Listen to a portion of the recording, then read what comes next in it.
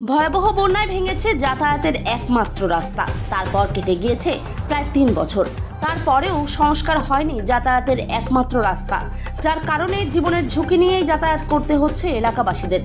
দক্ষিণ দিনাজপুর জেলার গঙ্গারামপুর ব্লকের ৩/২ বেলবাড়ি গ্রাম পঞ্চায়েতের মহারাজপুর হাতিডোবা এলাকার ঘটনা। অবিলম্বে দ্রুত রাস্তাটি সংস্কারের দাবি তুলেছেন এলাকার মানুষজন। যদিও বিষয়টি খতিয়ে দেখার আশ্বাস দেন স্থানীয় গ্রাম পঞ্চায়েত প্রধান। জানা গেছে, গঙ্গারামপুর ব্লকের মহারাজপুর হাতিডোবা এলাকায় গ্রামবাসীদের যাতায়াতের জন্য রয়েছে একটি কংক্রিটের রাস্তা। গত কয়েক বছর আগে ভয়াবহ বন্যার কারণে রাস্তার একাংশ ভেঙে পড়ে যায় নয়নজলিতে, যার কারণে বিপজ্জনক হয়ে রয়েছে যাতায়াতের একমাত্র রাস্তাটি।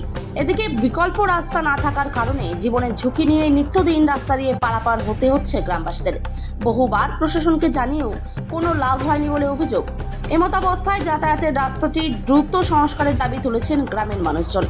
যদিও বিষয়টি খতিয়ে দেখার আশ্বাস দেন বেলবাড়ি গ্রাম পঞ্চায়েতের প্রধান সঞ্জয় মণ্ডল। এখানকার পরিস্থিতি দাদা, গত 2 বছর আগে রাস্তাটা ভেঙে যায়, আর ভেঙে যাওয়ার পরে পঞ্চায়েত থেকে একটু মাটির কাজ করেছিল, কিন্তু সে কাজটা এমনি ভেঙে যায়নি, কেমন একলাই বসে গেল। একলাই বসে যায়, রাস্তাটা এই অবস্থায় আছে। রাস্তাটা এরপরে আর কাজ হয়নি। আপনারা জানিয়েছিলেন কোথাও? হ্যাঁ, তারা বললো যে এরপরে কাজ করা হবে। ওই ব্রিজ যাওয়ার পরে ইঞ্জিনিয়ার বললো যে এটা 1500-100 মিটারে কাজ করা হবে নাকি, এরকম ধরনের একটা আভাস পাইছিলাম। কিন্তু আমরা জানি যে হয়তো পরবর্তীতে কাজ করবে, এই জন্য মনে করেন যে কাজ হয়নি। কাজ আর হয়নি।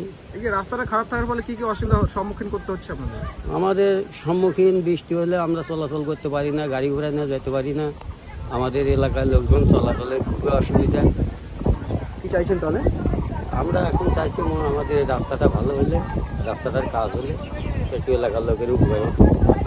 মহারাজপুর হাতিডোবা ব্রিজের পাশ দিয়ে যে রাস্তাটা নামে আছে, এই রাস্তাটা কুমপাড়া, আমাদের এখানে গত 3-4 বছর ধরে এই সমস্যাই হচ্ছে। রাস্তা সরকার বানায় দেয়, মাটি টাটি বেলায় বানায় দেয়, কিন্তু ভেঙে যায়, থাকে না।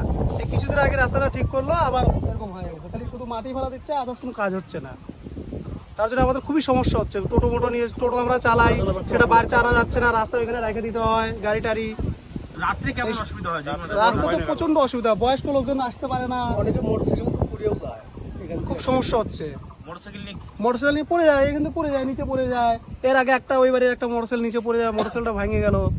তো আমাদের টোটো মোটো সব ওই পারে থেকে যায়, এবার আসে না কিছুই। বিষয়টা নিয়ে কোথাও জানিয়েছিলেন আপনারা? বিষয় নিয়ে আমরা অনেক জায়গায় জানিয়েছি, কিন্তু কোনো কাজ হচ্ছে না। এখানে পঞ্চায়েত থেকে বানাই দিল রাস্তাটা, মাটি ফেলেছিল, তা ওটা আবার মাটি ফেলাইছিল, ওটা আবার এরকমই বসে গেল, মাটি থাকলো না।